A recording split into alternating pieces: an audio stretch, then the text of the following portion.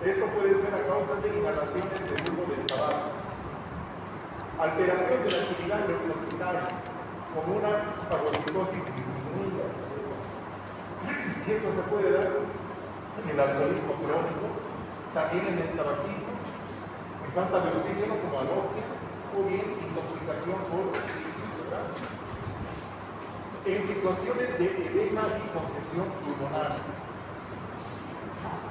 ¿Ya? También puede ser una de las causas la acumulación de secreciones, como en el caso de una enfermedad genética que se llama la fibrosis quística o mucoviscidosis, también se llama.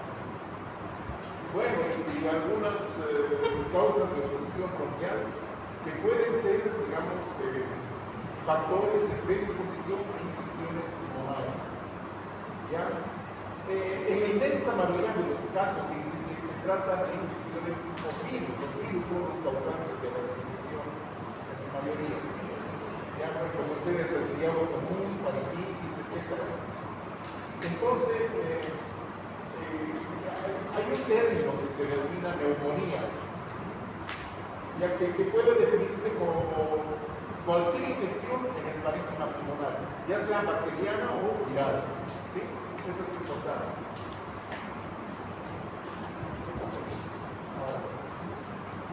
La neumonía bacteriana extrahospitalaria ya se refiere a la inflamación de los pulmones causadas por una infección.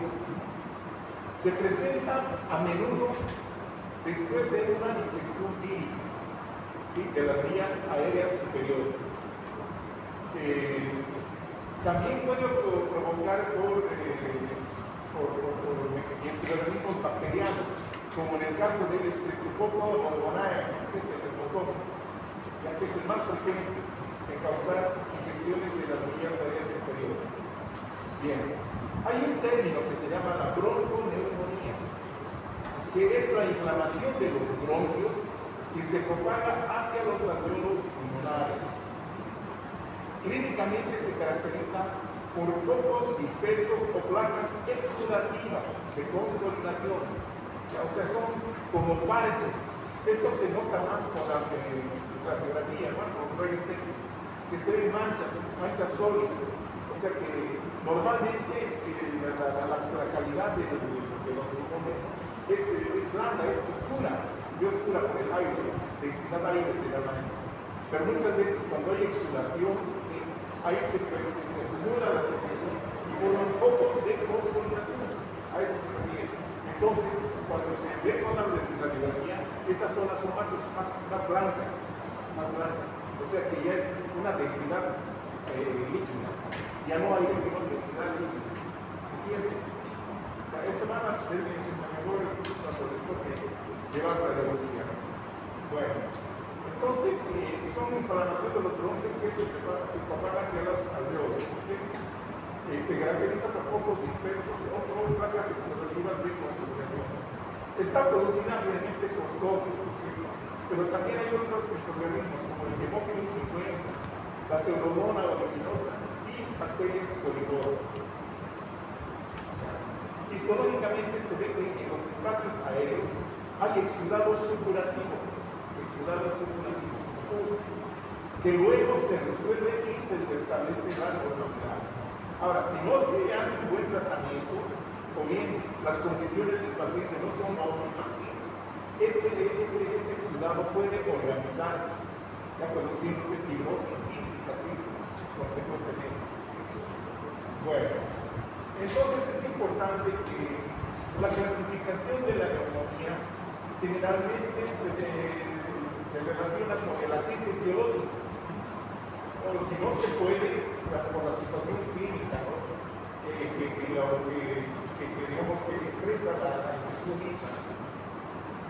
Porque muchas veces no se puede aislar a alguien que está causando, ¿sí? En el 50% de los casos es casi imposible. Entonces uno más se basa en la clínica, ¿no?, porque ya digamos, hay cuadros establecidos, fiebre, tal, dolor, etcétera. De esa manera, entonces, el clínico va construyendo de qué puede tratar, si es neumonías bacteriana o si es viral. ¿Entienden? Bueno. visto tenemos una comparación. Acá tenemos los lóbulos, ¿no? Del pulmón. Ahí están los dos pulmones, aquí están los lóbulos. ¿Sí? Entonces acá vemos que estas son las placas de consolidación. Eso es, placas de consolidación. Y esto es lo que caracteriza la bronconeumonía. En cambio, la neumonía es más difusa, miren, no hay placas. Ya es todo el lóbulo está comprometido. Por eso se llama neumonía lobular. En cambio, acá es la bronconeumonía. Son parchadas, son focos de consolidación. ¿Ya? Acá vemos, por ejemplo, macroscópicamente una pieza, ya donde vemos estos parches. ¿Sí? Este es tejido normal, pero aquí vemos estos focos de consolidación. Entonces, esto es lo que caracteriza a la bronconeumonía. ¿Sí?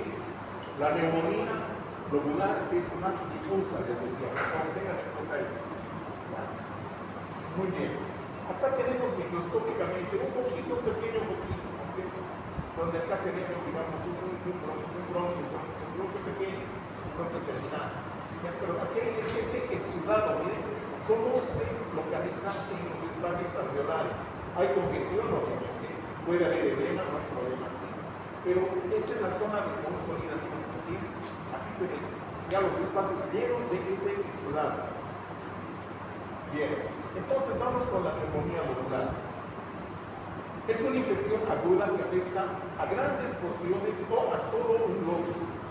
Por eso se llama lobular. Los neumococos son los principales agentes causantes. ¿Ya? Y este proceso de la neumonía lobular tiene sus fases evolutivas. ¿Ya? Por ejemplo, comienza o el primer día, digamos acá, predomina la congestión y el edema. A medida que va avanzando viene la etapa de epitelización roja, donde ya hay consolidación, si ya hay exudado. Primero el transudado, después exudado. Después viene el periodo de hepatización gris. Y luego la resolución, ¿no? Como fue el tratamiento y, como les decía, mucho también depende de las condiciones del paciente.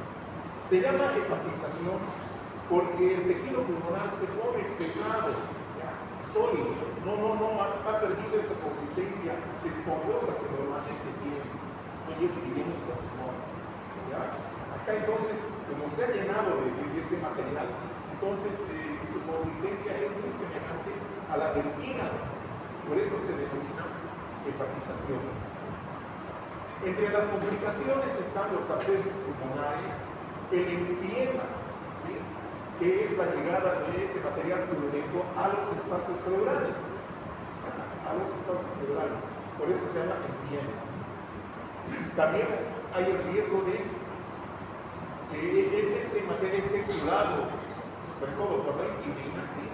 Puede organizarse, ¿no es cierto?, con depósito de matriz intracelular y se produzcan fibrosis, ¿no es cierto?, cicatrices. También puede haber el riesgo de que las bacterias por vía hematógena puedan producir, digamos, una infección generalizada, como una bacteriemia, ¿no? O una sepsis o septicemia. Bueno, entonces vamos a tratar de interpretar todas estas fases evolutivas de la neumonía lobular. No sé si se nota. ¿Se nota, verdad? Bueno, aquí tenemos un pulmón sano. Ya en el proceso de la neumonía lobular, entonces, entre el primer y el segundo día, lo que predomina es la congestión y el edema. El día 3 a 4, sí, viene lo que es la hepatización gris. Bueno, veamos acá, aquí está su explicación histológica. Aquí hay un algoritmo. El algoritmo, ¿no? Ya podemos ver los microorganismos, los neumococos, digamos acá. Aquí hay vasodilatación, congestión, ahí están los glóbulos rojos. Ya, entonces, hay aumento de la permeabilidad de los vasitos estos, por lo tanto se produce un trasudado, una llegada del tejido al espacio aéreo. Entonces ahí tenemos el edema, ¿no? Pero es un trasudado por este momento.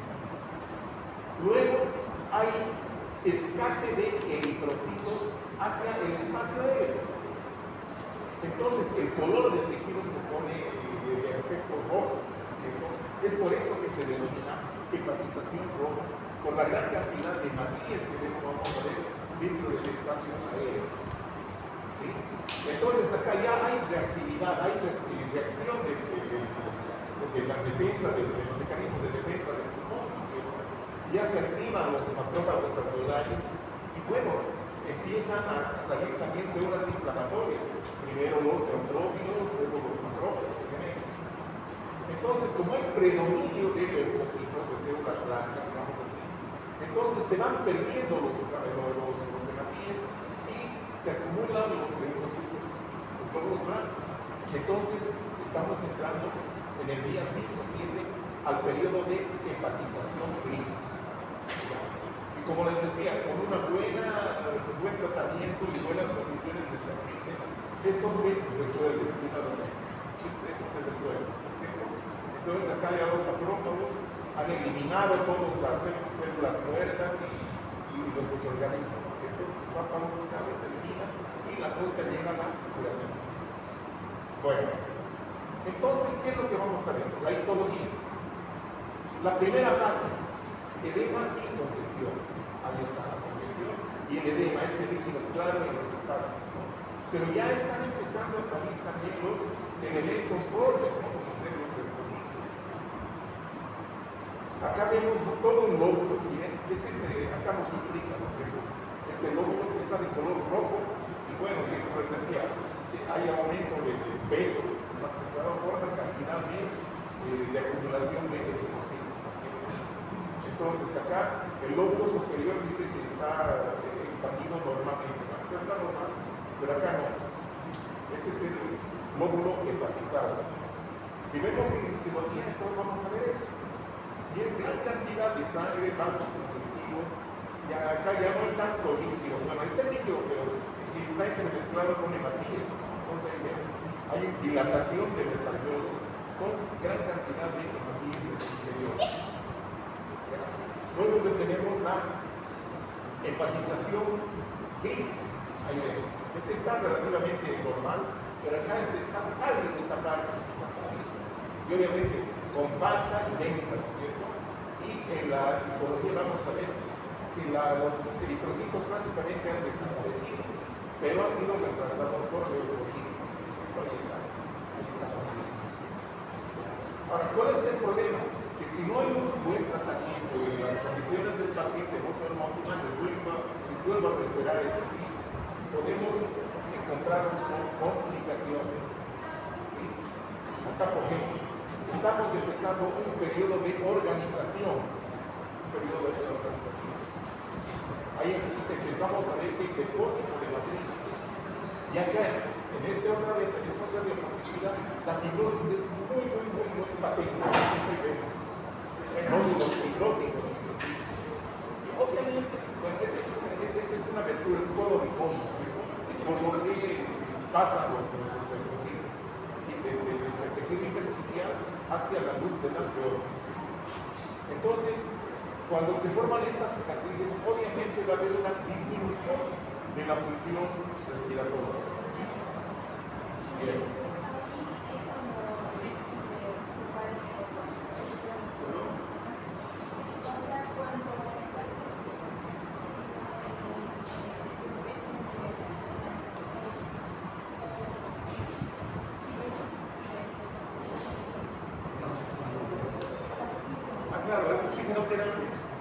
Bueno, cuando hay ese problema de que hay una insuficiencia respiratoria, obviamente hasta no terminar el tratamiento va a ser necesario, porque es un suplemento de oxígeno extra, una biblioterina o una mascarilla.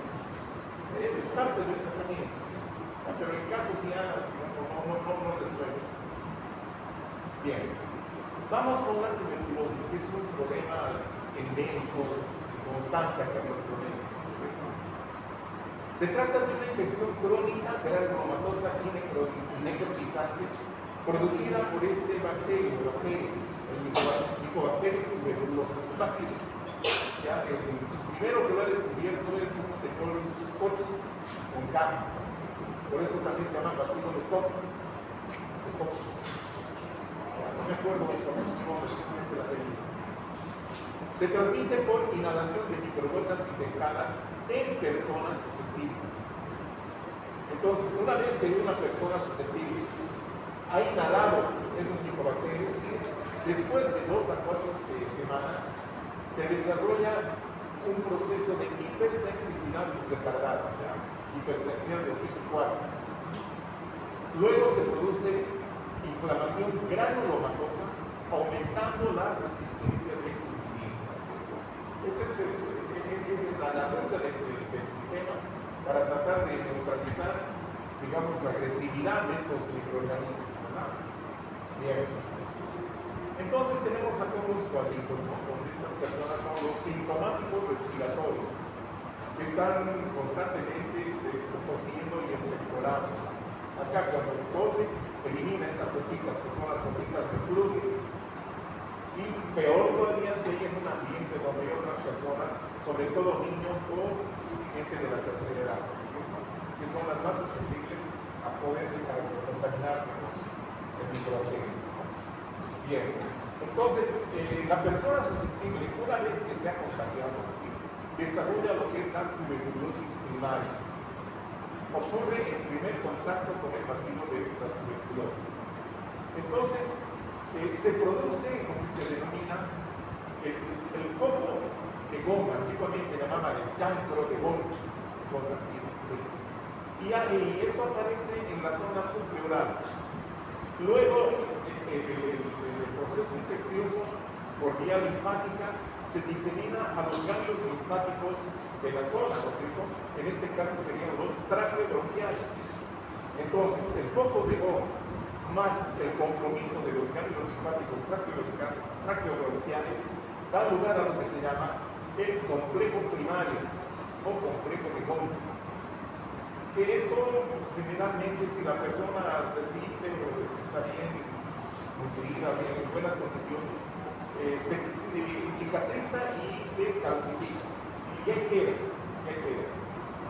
Ahora, el problema es que si no se resuelve el problema, estos bacilos pueden alcanzar los vasos sanguíneos y diseminarse a todo el cuerpo, a todo el sistema. Entonces estamos entrando a un cuadro de una tuberculosis iliana. Obviamente, primero va a ser eso en la tuberculosis primaria, ¿ya? Y también la otra alternativa es que vayamos hacia la tuberculosis secundaria, que les explico enseguida. Bien. Acá tenemos estos cuadros, ¿cierto? Entonces tenemos la infección primaria, ¿sí?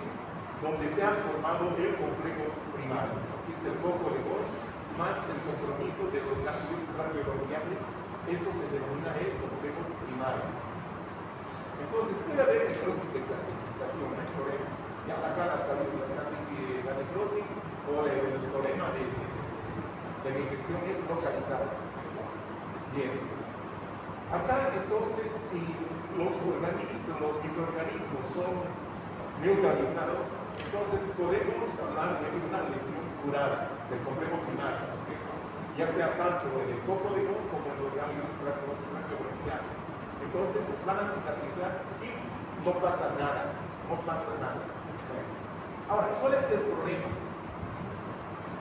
Que en esta etapa, ¿sí?, estos microorganismos no hayan sido eliminados completamente. Esto puede ser por indisciplina del paciente, a veces por falta de medio. Sí, jovencito, dígame usted. No, tengo rita negra. Lo veo sonreír todo el tiempo. Ya, por favor, si quiero que me distraiga, venga. Por favor. Bien. Entonces, en este caso, si quedan algunos microorganismos viables, estos van a producir algún tipo de lesiones latentes. Están, bueno, los microorganismos ahí están presentes y no están del todo, digamos, eliminados, no están vivos, pero latentes. No están activos, están latentes. Entonces, de este complejo primario podemos ir a lo que viene la tuberculosis primaria progresiva. Ya, entonces, acá las lesiones se expanden, se hacen más profundas, se expanden. ¿Ya?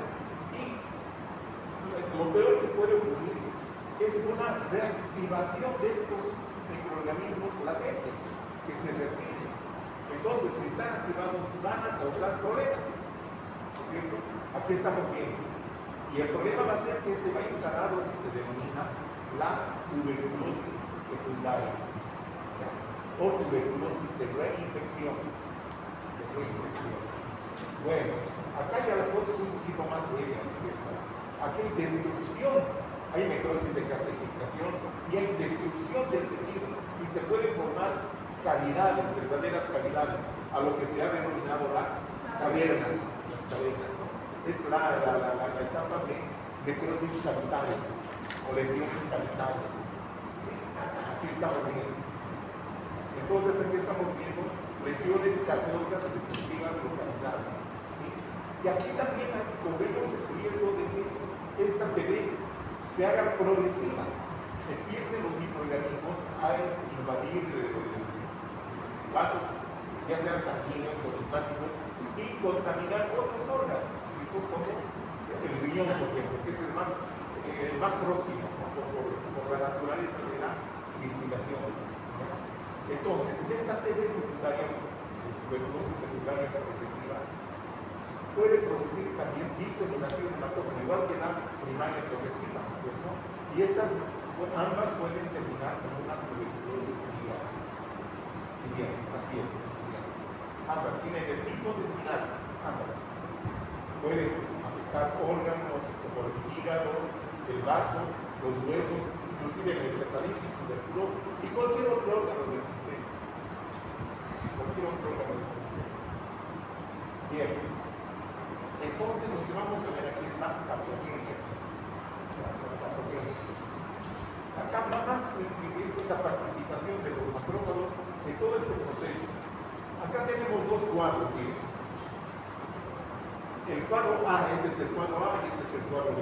A. Infección antes de la actividad de la inmunidad mediada por linfocitos. Antes de la activación de la inmunidad mediada por linfocitos. Aquí tenemos un alveolo, ¿sí? Ahí están los macrófagos alveolares. Los macrófagos alveolares. Y hemos visto la llegada de los microorganismos, la llegada del micobacterio.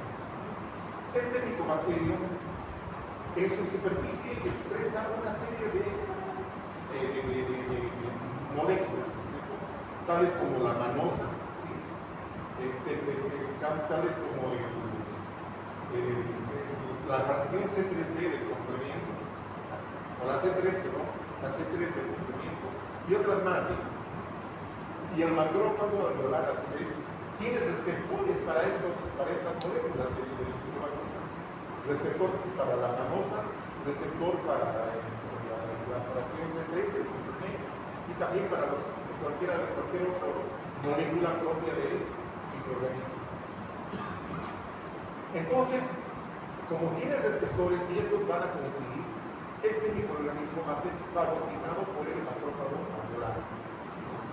Y entonces acá va a ocurrir una serie de acontecimientos. Estos acontecimientos que se puede denominar la manipulación del micobacterio. Manipula, es solamente, bueno, aquí dice el receptor de manosa, en realidad sería mañosa, porque mañosa es para que, ¿sí? Entonces manipula. Y acá tenemos una serie de eventos, ¿no es cierto? Bloqueo de la manipulación, ya no se produce un pH ácido para poder neutralizar a la bacteria, ¿ya? Hay ausencia de producción de radicales tóxicos o de especies reactivas del oxígeno, ¿sí? Y también no hay el nitrógeno reactivo, el óxido nítrico tampoco se produce, todo esto ausente. Entonces, todo esto gracias a la manipulación del microorganismo. Entonces, ¿esto qué va a producir? Que este microorganismo prolifere. Ahí dentro del macrófago, miren ustedes, prolifere, se encuentre feliz. Esta sería su, digamos, su área de confort del bicho este. Bueno, entonces acá puede producirse la bacteremia con diseminación, ¿sí? Por una parte. Entonces, vamos con el siguiente cuadro, con el cuadro de iniciación y consecuencias de la inmunidad mediada por linfocitos. está ocurriendo acá? Muchos de estos macrófagos que han fagocitado al organismo o al microbacterio van a ir por vía linfática hacia los ganglios más próximos, los primordiales. Y aquí, ¿qué es lo que va a ocurrir? La reacción inmunitaria. Este cuadrito lo estamos hablando ahora. ¿Sí? Este es el micobacterio. Ahí está con su molécula de histocompatibilidad clase 2. Aquí está el antígeno del micobacterio. El antígeno está presentando. ¿A quién va a presentar? A un linfocito CD4 positivo. ¿Sí? Al linfocito CD4. Entonces, aquí, ¿qué es lo que va a pasar? Que este linfocito se está sensibilizando contra los antígenos del micobacterio. ¿Estamos de acuerdo? Se está sensibilizando. Entonces, ¿qué es lo que va a pasar con este linfocito sensibilizado? Prácticamente va a hacer su trabajo, ¿no es cierto? ¿Qué es lo que hace? Tocar puertas, pedir ayuda a otras células, en este caso a otros macrófagos. ¿Qué dice? Activación de macrófagos mediada por los linfocitos T. Eso es lo que está haciendo este linfocito T CD4 positivo. ¿Sí? Entonces, este libera una serie de citocinas, como el interferón gamma, por ejemplo, ¿sí? Que a su vez va a activar a otros macrófagos. Y estos mismos van a producir otras moléculas como el factor de necrosis y biocinas que van a producir el reclutamiento de monocitos que van a salir de la sangre para activarse y convertirse en macrófagos, ¿cierto? Gracias al interferón gamma. Ahora, estos nuevos macrófagos tienen ciertas características, ¿cierto? No son los macrófagos comunes y corrientes, ¿no? Sino son macrófagos que tienen ciertas características. Para empezar, de esta es una morfología. No son así estrellados, bravos, que se encrespan y empiezan a comer por diestra y siniestra, no. Conservan cierta gracilidad, podríamos decir. Tienen una forma ovoide, ¿sí? A lo que se ha llamado las células epitelioides, que son características para que, de las formaciones de estas estructuras que son los granulomas inmunitarios. Los granulomas inmunitarios. Ahí está. Y muchas de estas células epitelioides se fusionan entre sí para formar lo que se denomina las células gigantes multinucleares. En este caso, las células tipo largas, ¿se acuerdan? Las que tenían en los núcleos en foramina o en herradura. ¿Se acuerdan ustedes de eso? No creo, pero no importa. Bueno, entonces, este proceso de activación de los macrófagos ya se puede producir una maduración, ¿no es cierto? Ya están un poco atenuados estos microbacterios, entonces se puede producir una maduración y activación de los favorisosomas, producción de óxido nítrico, miren ustedes, producción de especies reactivas y puede producirse la autofagia. Entonces acá ya se puede neutralizar o destruir algunos microbacterios. Acá me falta un poquito, se pueden destruir algunos microbacterios. ¿Sí? Entonces, pero estos microbacterios de la tuberculosis tienen una pared bastante gruesa. Y si son destruidos algunos, no todos, algunos son mucho más resistentes. ¿Sí? Y esa resistencia hace que, bueno, pues tengan que producirse estas granulomas, ¿cierto? La unión hace la fuerza, ustedes saben, la unión, eso. Entonces, se unen para formar estos grupos de macrófagos epitelioides para tratar de destruir. Y como a veces no se los puede destruir, lo que hacen es focalizarlos en estas estructuras que son los granulomas. Y dentro de la célula gigante están los microbacterios, pero ya acá detrás de estos linfocitos, ¿sí? Y hay una área de fibrosis que está tratando de focalizar, de capsular, para que no haya diseminación. ¿Cierto? Bueno, y otro detalle más. Una vez que el linfocito TCD4 positivo, TH1, ¿sí? Ha sido sensibilizado, en este momento ya se puede producir el viraje a la positividad de la tuberculina, que es una prueba. Bien. Entonces, luego viene la tuberculosis secundaria. Es una infección activa en un individuo previamente sensibilizado. Representa la reactivación de bacilos latentes en lesiones primarias, ya que puede evolucionar a una tuberculosis fibrocaseosa, cavitaria, una bronconeumonía tuberculosa o una tuberculosis primaria. Clínicamente la primaria es asintomática. La secundaria presenta fiebre, sudoración, pérdida de peso, además de expectoración hemoctónica, quiere decir que expectora con sangre. Así es. Vamos a ver algunas figuras. Acá tenemos el complejo neurón, el foco primario de la manita, subpleural. Y aquí está el hilo del pulmón, donde están los ganglios comprometidos. Este es el complejo primario. Acá se puede ver con mayor detalle, sobre todo el compromiso ganglionar traqueobronquial. No se nota muy bien el foco subpleural, pero se nota muy bien esta parte. Inclusive aquí podemos ver un conglomerado de ganglios traqueobronquiales. Y bueno, obviamente aumentados de tamaño y con estas modulaciones blanquecinas, que no son nada más que necrosis de calcificación. Calcificación, lo que se parece al queso, al requesón. Y para demostrar a los bacilos, se utiliza el método de Ziel-Nielsen con Z, Ziel-Nielsen. Entonces, acá esto identifica a los BAAL, significa bacilos ácido alcohol persistente, que se tiñen de este color fucsia, porque se utiliza un componente de ese método de Ziel, que es la fucina básica. Entonces, eso la tiñe de color así violeta, ¿no? Fucsia. Acá se ve aquí estamos viendo la diseminación hematógena localizada, ¿no? Miren estos nódulos necróticos satélites. Ahí estamos viendo. Lo mismo vemos acá, ¿no? Ahí está. Tuberculosis biliar, pero localizada en el mismo pulmón. Aquí estamos viendo los granulomas, miren, así son los granulomas tuberculosos. Acá se puede ver, no es tan clara la luz. Así se puede ver una sola unidad. Acá tal vez otra. Estas zonas centrales de necrosis de calcificación. Por acá en la periferia están las células exterioides.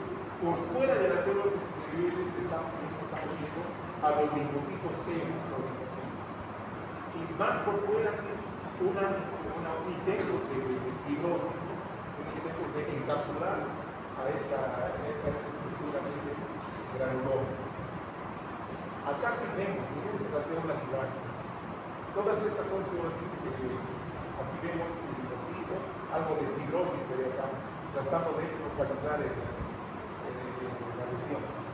Ahí está, célula grande tipo lama. Bien, esa es la historia de la tuberculosis, muy sucintamente explicada. Bien, la neumonía vírica está hospitalaria. Las infecciones víricas más frecuentes se deben a los virus de la gripe, ya principalmente entre los tipos A y B. El virus de la gripe es un virus RNA, monocatenario, de una sola cadena, ya cubierto por una proteína que determina el tipo de virus, ¿cierto? Que es del grupo A, B o C. Ya, la envoltura externa, o sea, la membrana celular que seguramente pertenecía a alguna célula que queda comprometida, contiene una serie de proteínas propias del virus, ¿no? Que son la hemaglutinina y la neuraminidasa. Son virus. Y estas son las que van a determinar el subtipo, ¿ya? Del virus de la gripe. Por ejemplo, H1N1, H3N2, etc. Pero estas en riesgo que siempre pueden mutar, ¿ya? Porque son muy inestables, siempre pueden producirse mutaciones. Los anticuerpos impiden o atenuan la infección gripal.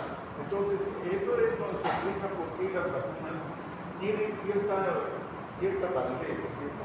En estos casos de las gripes. las gripes virales, obviamente. Ahí está el virus, ahí está el genoma del virus, ahí está su matriz, y por fuera está la bicapa, la bicapa lipídica. Y aquí están estas proteínas de su matriz, que son la hemaglutinina y la neuraminidasa. Bien. El nuevo virus, o el nuevo coronavirus del 2019. Entonces, hay una breve recuerdo histórico, ¿no? Que durante el año 2020, este tipo de organismo SARS-CoV-2, ya que después se denominó el agente COVID, porque se lo descubrió en el año 2019, en una colaboración de China y Yuan, se convirtió rápidamente en la principal causa de neumonía viral adquirida en la comunidad. En la mayoría de los países del mundo, es cierto, inclusive hemos regresado a una pandemia, ¿no? Donde tuvimos que estar confinados, confinamiento, que todo había pasado. Todos estos virus comparten una propensión a infectar y dañar el epitelio respiratorio, ya produciendo una respuesta inflamatoria, obviamente. Cuando el proceso se extiende a los alveolos, generalmente hay inflamación intersticial, es en las paredes de los alveolos, ¿sí? Pero también puede ocurrir algún derrame de líquido en los espacios alveolares, ¿sí? En la luz de los alveolos. El daño que lleva a la necrosis del epitelio respiratorio inhibe la eliminación mucociliar, o sea que estos bloquean el mecanismo, la defensa del epitelio y de la secreción de moco, predisponiendo a infecciones secundarias. Esto es lo que realmente mató a mucha gente, ¿no es cierto? Las infecciones bacterianas secundarias. Bueno. Entonces, los signos y síntomas de la enfermedad del coronavirus pueden aparecer entre 2 y 14 días después de la exposición al virus. Este periodo entre la exposición y la aparición de los síntomas se llama periodo de incubación. ¿Ya? Los signos y síntomas comunes pueden incluir fiebre, tos, cansancio, falta de aire, dificultad para respirar, dolores musculares, escalofríos, dolor de garganta, pérdida del sentido del gusto o del olfato, dolor de cabeza y ese dolor predominante es característico del virus. Las complicaciones graves de la infección viral son más probables en bebés, adultos mayores, pacientes desnutridos, personas inmunocomprometidas, como el SIDA, por ejemplo, y en aquellas personas que consumen alcohol en exceso. Porque tanta gente que suele estar a beber durante el confinamiento. Bueno, pero eso es problema. Ahí está el virus del COVID, su aspecto de coronita, por eso se llama coronavirus. Y dentro de los tipos o los subtipos del coronavirus, el que digamos causa los síntomas del aparato respiratorio es el coronavirus del tipo 2, que produce el síndrome respiratorio agudo severo, o lo que se abrevia como SARS, eso es. Síndrome respiratorio agudo severo, eso es SARS. Bien, entonces vamos a ver ahora. El famoso hemófilis influenza, que está de moda ahora. Esta ya no es un virus, es una bacteria, es un cocobacilo gram negativo, que puede causar una infección de las vías respiratorias, que a su vez puede extenderse a otros órganos. El serotipo B, o HIV, que se llama así, patógeno grande, es el patógeno más virulento, seguido del serotipo A, o HIV-A, que afecta principalmente a niños menores de 2 años.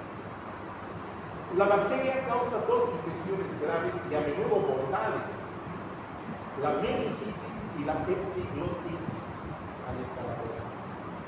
La meningitis y la epiglotitis. Las infecciones de los pulmones en adultos, especialmente en aquellas personas afectadas por la enfermedad pulmonar obstructiva crónica de Koch, o aquellos que estén inmunodeprimidos o con el problema de VIH-Sida. Bueno, entonces por eso es más frecuente que este problema de los hemófilos se presente en niños, ¿no? Pero muchas veces sí, se ha visto que afecta también a los niños. El sarampión, ¿de qué manera afecta al sistema respiratorio? Produce una bronquiolitis, siendo un problema grave, sobre todo en aquellas poblaciones con poca exposición al virus, o sea, aquellas pequeñas poblaciones que han tenido muy poco contacto con el virus, son los más sensibles. Pero los que ya tenemos defensa, por lo menos. Entonces se produce, digamos, cambios similares al adenovirus, dice acá. Puede ocasionar obliteración bronquiolar, que se cierran los bronquiolitos y se producen bronquiectasis, o dilatación de los bronquios, dilataciones celulares. Bien. La Bordetella pertussis.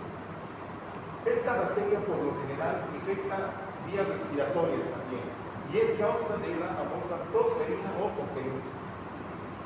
Desde el punto de vista clínico, la tosferina se caracteriza por fiebre, periodos de tos en accesos prolongados, seguidos de la característica inspiración profunda.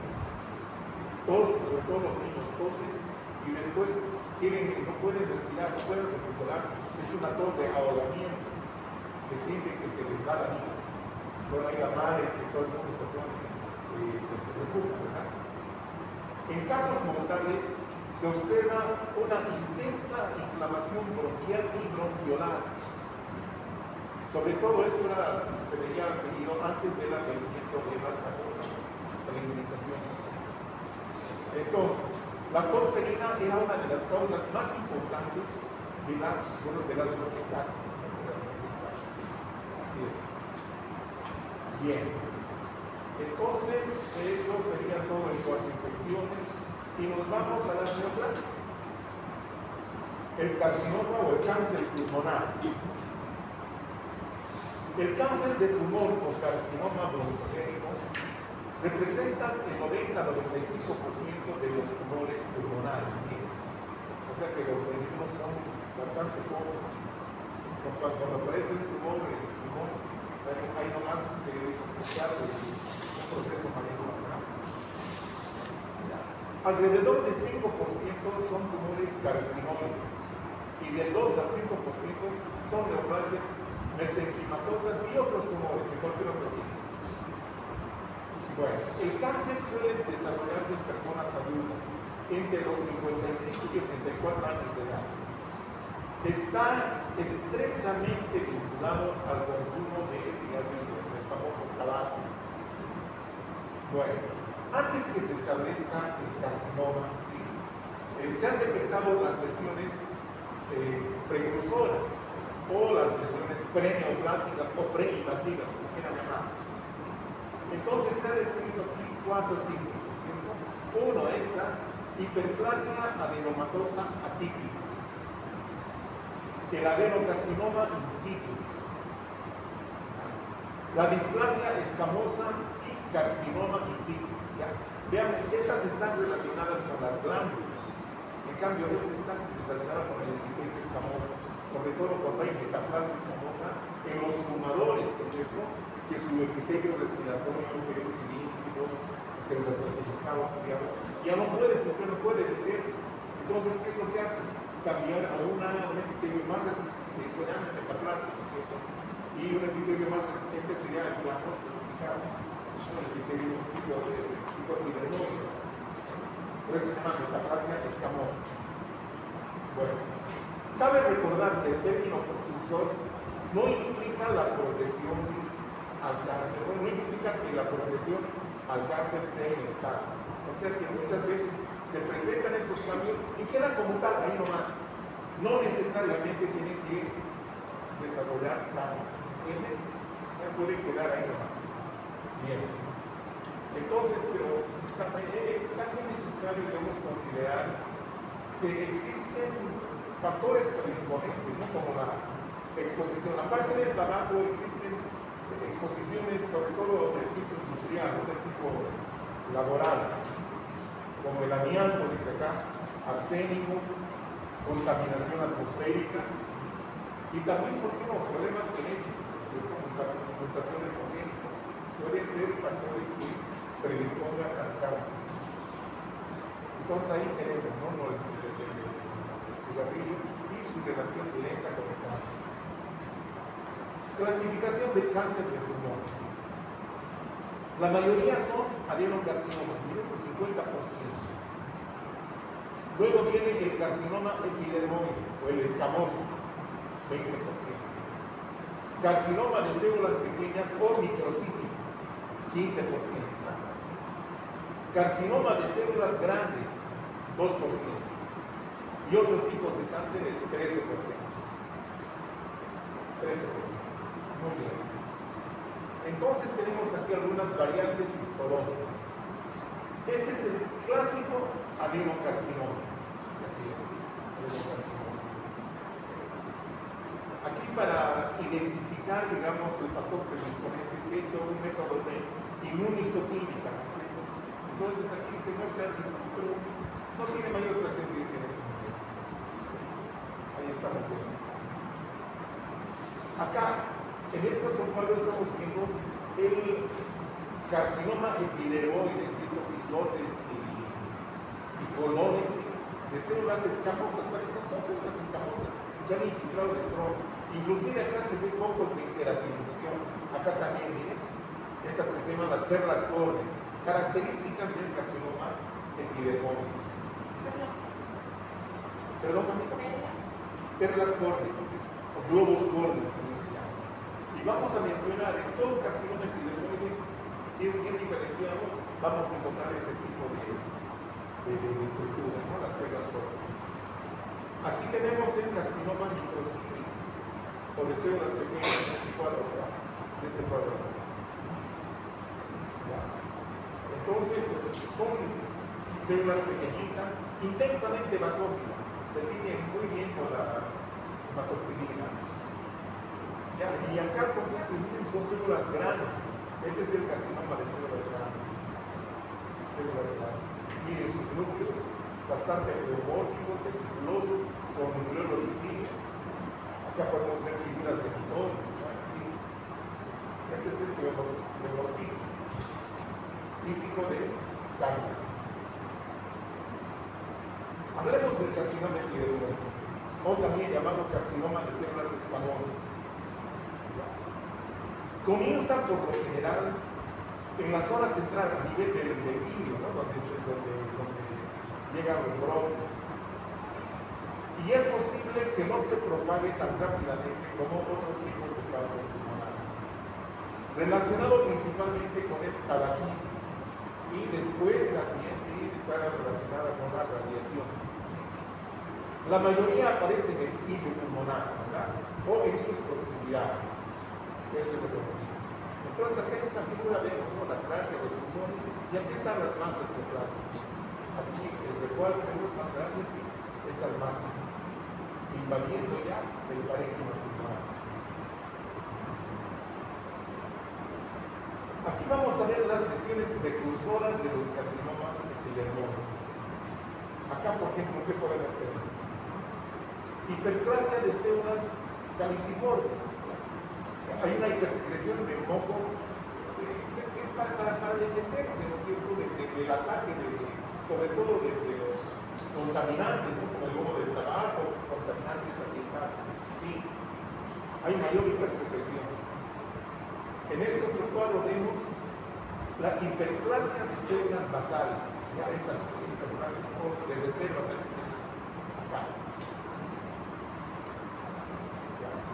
Entonces, acá en esta otra lo que vemos es la metaplasia escamosa que está empezando aquí, acá por en la parte superior. Estas células ya se hacen más aplanadas, más rosaditas. Van a reemplazar todo el epitelio. Esta es la metaplasia escamosa. Aquí que este empresario. Aquí lo que estamos viendo que estas células, ¿sí? Estas células ya metaplásticas empiezan a, digamos, a deformarse, ¿no es cierto? A deformarse. Entonces, ¿qué es lo que estamos viendo acá? Que el orden ya no es como estamos viendo acá relativamente ordenadito. No, hay una despolarización casi total de todo el epitelio, pero no ha invadido el estómago. Sigue, digamos, dentro del espesor del epitelio. Acá ya el pleomorfismo se hace más patente, se hace más visible. Entonces estamos aquí ante una figura de un carcinoma in situ. Ya, esta sería una displasia de alto grado. Este sería un carcinoma in situ. Y en este otro estamos viendo que algunas celulitas ya están rompiendo la membrana basal y están invadiendo. Ya, esto se denomina carcinoma microinvasor. Ya, pero clínicamente los oncólogos esto tratan como si fuera un carcinoma in situ, ya, porque no tiene mayor, digamos, relevancia. El carcinoma in situ. Bueno, ahí tenemos, esta es la práctica, ¿no? Y acá tenemos en la zona del límite del tumor. Este es el bronquio principal y aquí está el tumor, blanquecino firme. Aquí vemos algo parecido, miren, ahí está, sí, la tráquea, los bronquios, ahí está la masa. Y aquí vemos un islote de las células, ¿no? De las células epidermoides que están invadiendo. Aquí el estroma prácticamente no hay alveolo. Hay inflamación, se ve la inflamación de acá como se ve inflamado. Aquí el tejido colágeno se ha hialinizado, hialinización de fibra colágena. Aquí hay un tapón de células necróticas, que no mismo acá. Pero todo esto es la célula del carcinoma epidermoide. Aquí ya estamos viendo los cordones e islotes. Aquí estamos viendo las perlas córneas acá y acá. Estas son las perlas córneas, que son células queratinizadas, que tienen una disposición así concéntrica. Por eso se llama perla, o globos córneos. El carcinoma epidermoide. Otro carcinoma, otro cáncer, otro tipo de cáncer es el adeno, ya eso es de glándula, ¿no es cierto? El precursor es la hiperplasia adenomatosa atípica. ¿Sí? Bueno, que son lesiones realmente pequeñas. Estas, la hiperplasia adenomatosa atípica, son pequeñas, se caracterizan por neumocitos displásicos. Los neumocitos, ¿no? Las células celulares displásicas, que revisten las paredes celulares. ¿Ya? Si estas lesiones son ligeramente fibróticas, puede ser simple, una sola o múltiple, ¿cierto? Y pueden evolucionar al adenocarcinoma in situ o adenocarcinoma microinvasivo. Entonces, una vez que han pasado esta etapa, viene el carcinoma invasor, el adenocarcinoma invasor. Las lesiones son más periféricas y tienden a ser pequeñas. Presentan distintos tipos de patrones de crecimiento, incluidos el tipo acinar, el tipo leptínico, que es una célula relativamente, es un tipo de cáncer relativamente aplanado. Este en cambio es acinar, es bien glandular, así. Este otro ya presenta proyecciones mucho más visibles, no es el papilar. Viene el micropapilar y por último el sólido, que son los tipos histológicos del adenocarcinoma invasor. Este tipo de adenocarcinoma se diagnostica tanto en fumadores como no fumadores. Entonces no depende del grupo de trabajo. Y estos no fumadores pues, tienen antecedentes de lesiones fibróticas. Gente que ha trabajado, digamos, en las minas o en cantera, como la silicosis, antecedentes de tuberculosis y otras patologías ocupacionales. Es el menos relacionado con el consumo de tabaco, pero aún así es más frecuente en mujeres fumadoras. Entonces, este adenocarcinoma in situ antiguamente se le llamaba el carcinoma bronquiolo alveolar.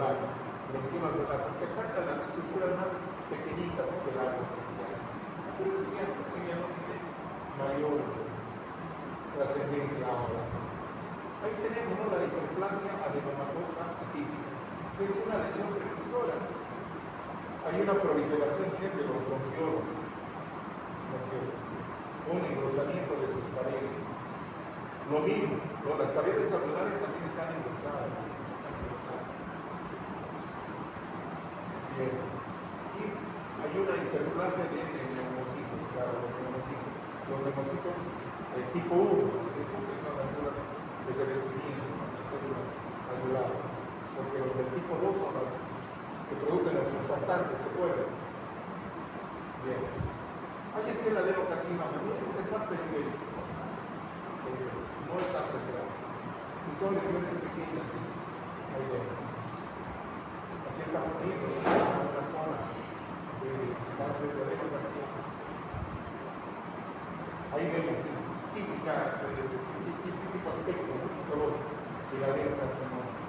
Glándulas muy compactas unas con otras, y los diámetros son variables. Algunas pueden contener moco, no hay problema, pueden contener moco. Aquí tenemos otra imagen, ¿cierto?, de una adenocarcinoma. El pleomorfismo de los nucleares es evidente acá, ¿cierto? Hay una pseudoestratificación inclusive. Y ahí vamos a ver acá.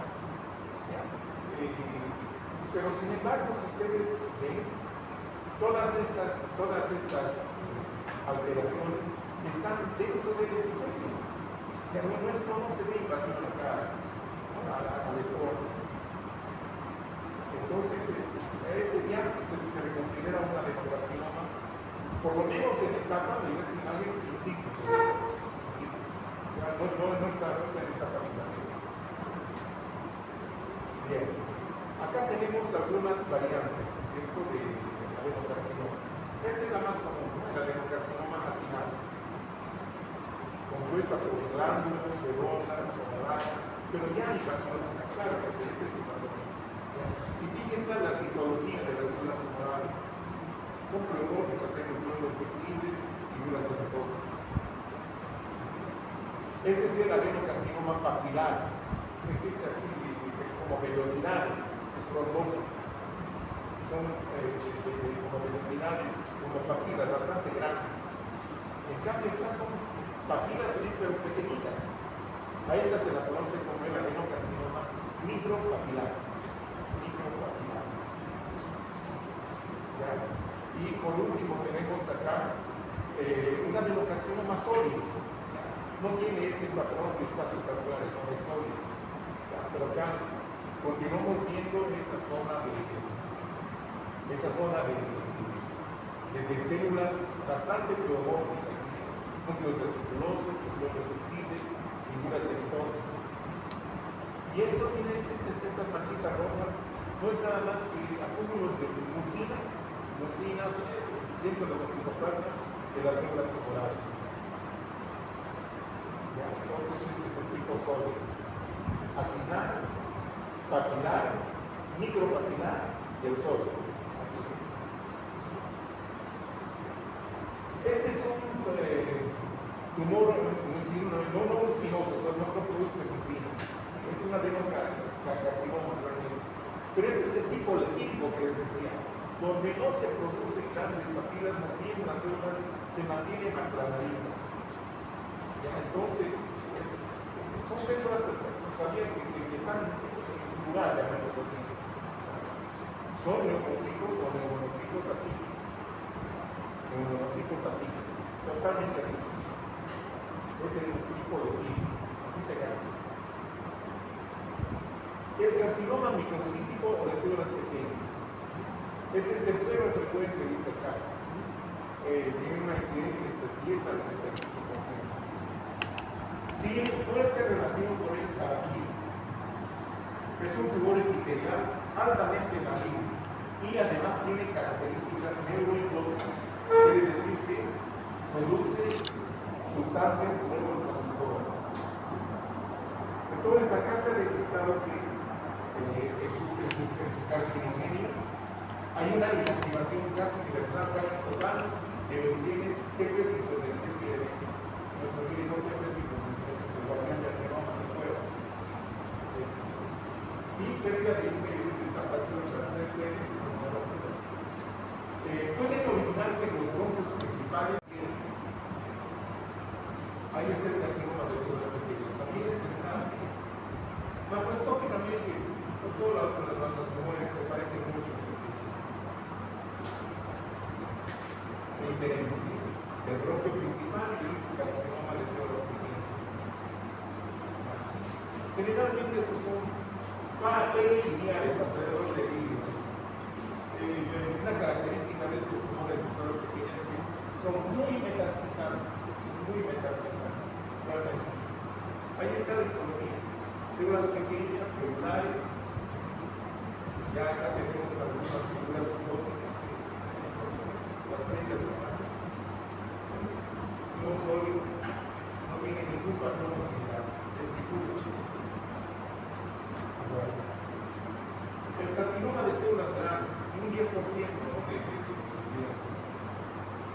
puede aparecer en cualquier parte del pulmón y tiende a extenderse rápidamente, porque el pronóstico de estos pacientes normalmente no es muy prometedor. No es muy prometedor su prognosis. No tenemos,